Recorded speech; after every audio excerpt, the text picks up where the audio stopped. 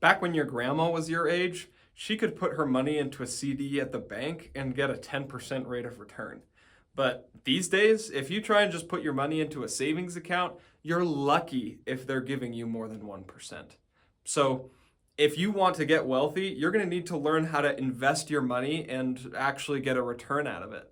And I'm going to walk you through the most basics you need to know to get started with investing today.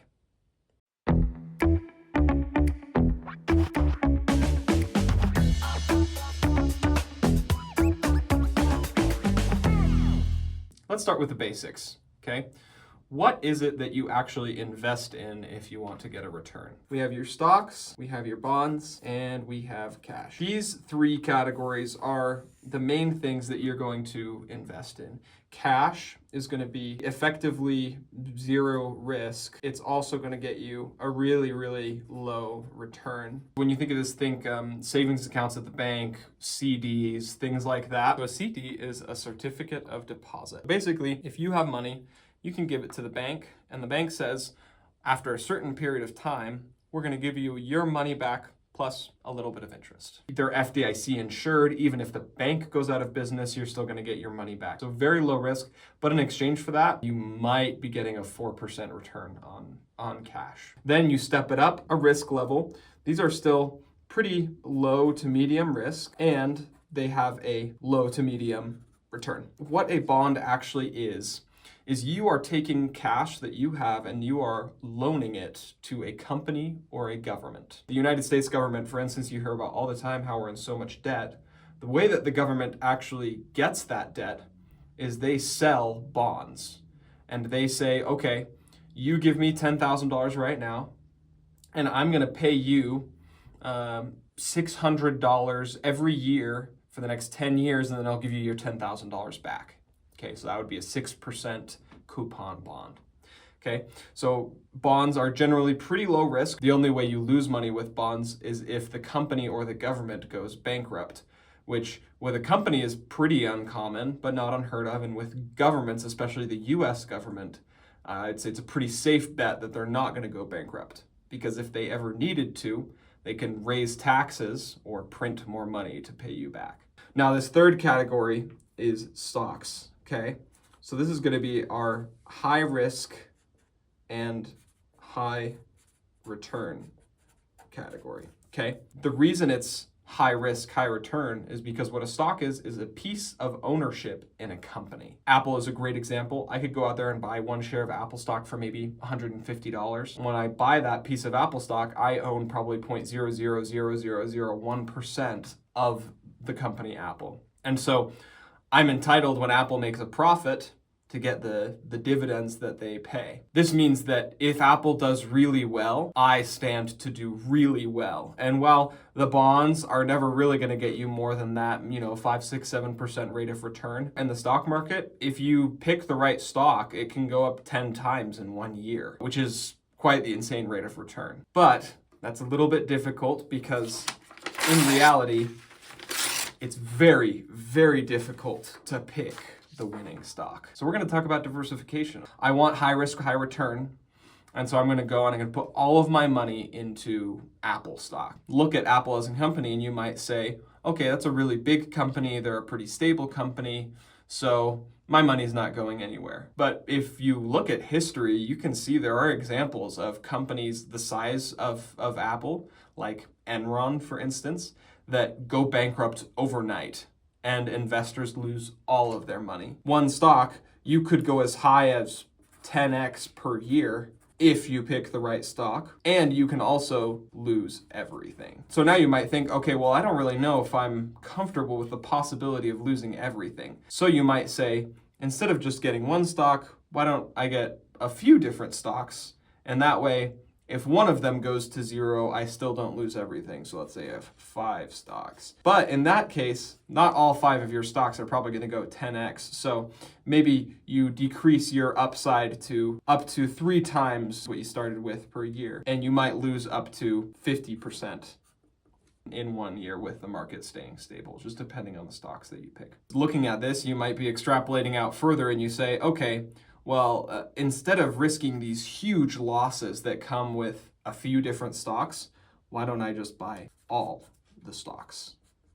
And what this does is you're going to get the average return of the stock market, which is usually somewhere around 10% per year. Your risk of catastrophic loss, where you're losing a ton of money in your portfolio and it's not going to come back, is much lower. Lower risk of catastrophic loss. And we're not just going to diversify within the US stock market, because we can look at examples like Japan, for instance, where back in the 70s and the 80s, Japan's stock market was actually the largest stock market in the world. It was bigger than us and bigger than anybody else. But it had a crash that was so severe that it only recovered last year. So that was a 30 or 40 year period where if you had held the entire stock market of what was the largest stock market in the world, you wouldn't have recovered. And that's a possibility with the stock market. So what we want to do is not just concentrate on one country or in any one sector, but we're going to diversify across everything, because we don't have a crystal ball. You don't have a crystal ball. You don't know what's going to go up and what's going to go down. And buying everything gives you the best chance over the long run of having a good rate of return with minimal risk of catastrophic loss. Okay? So you might be thinking, okay, well, I know I want to diversify whether I'm buying stocks or bonds. I want to diversify internationally. But how do you actually do that? Because, Luke, I only have $25,000. I don't have the time to go in and buy one share of every single stock in the stock market. And you'd be very smart for thinking that. It would take forever and probably be less efficient than giving your money to a fund manager. So there's something called an exchange traded fund. You might have seen that stocks have their own ticker symbol, like Apple is APP, Apple. An ETF is a single ticker symbol. One example is VT, not saying that that's necessarily the one you should invest in, but this is an example. You can go into your brokerage, Charles Schwab, Fidelity, Robinhood, and you can buy a share of VT. But what you're actually buying when you buy a share of VT is thousands or tens of thousands of stocks, both in the US and outside of the US. You and a bunch of other people are pooling their money, and Vanguard, this company, is taking that big pool and investing it in a diversified manner for you. Even if you're dealing with hundreds of thousands or millions of dollars, ETFs are often the best choice for investing this money and making your life easy and getting well diversified. You're generally going to want to stick with ETFs.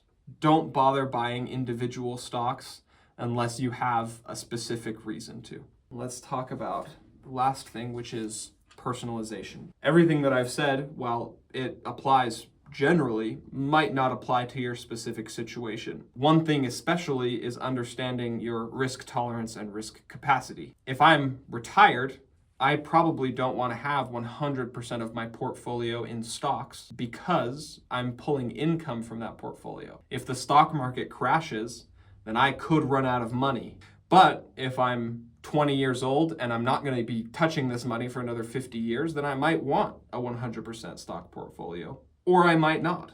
The only way to really know for sure what exactly is a good portfolio for you is to talk to a financial planner and have them help you build your portfolio. Since we're only covering a smaller portion of everything that you need to know about investing, this isn't going to be a comprehensive guide that you can take and just use for the rest of your life. So now you know the basics of how to invest your money. But the fact of the matter is, this is a really complicated subject, and everything that I've said here is only scratching the surface of everything you need to know to build a personalized portfolio. So if you need help making your investments work for you, go ahead and contact me. My information is down below in the description. And if this video was helpful, feel free to like and subscribe. We really appreciate it.